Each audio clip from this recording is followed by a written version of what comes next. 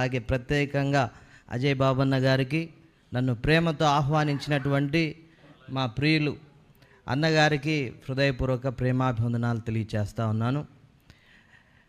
David Manohar అన్నగారు 2 రోజుల క్రితమే ఫోన్ చేసి చెప్పారు. నేను అసలు ఏది అడగలేదు, ఎందుకంటే నేను ఆయన శిష్యుణ్ణి. నాలాంటి ఫాలోయర్స్ అన్నకి ఈ రాష్ట్రంలో ప్రతి జిల్లాలో ఉన్నారు. అన్న స్థాపించినటువంటి ఇండిపెండెంట్ పాస్టర్స్ అండ్ బిషప్ కౌన్సిల్కి నేను ప్రకాశం జిల్లా ప్రెసిడెంట్గా అన్న నన్ను పెట్టారు.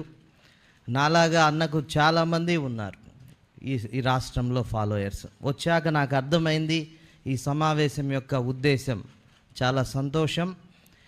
మన బైబిల్లో చూస్తే ఇశ్రాయేలు జనాంగము శ్రమల్లో ఉన్నప్పుడల్లా దేవుడు కొంతమంది రక్షకులను పుట్టించాడు.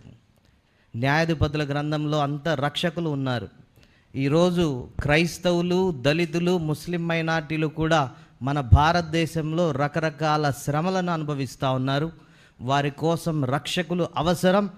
వేదిక మీద ఉన్న పెద్దలందరూ రక్షకులుగా మనకు క్రైస్తవుల పక్షాన, దళితుల పక్షాన, ముస్లింల పక్షాన పనిచేయడానికి సిద్ధంగా ఉన్నారు. వారికి మనమందరం సహకరిద్దాం. మనము కూడా రక్షకులుగా మారటానికి మనము కూడా ముందుకు రావాలని దేవుడు ఆయన చిత్తానుసారమైన మంచి భవిష్యత్తు ఈ ఫ్రంట్కి అనుగ్రహించాలని కోరుకుంటూ ఈ మాటలు ముగిస్తున్నాను. Thank you.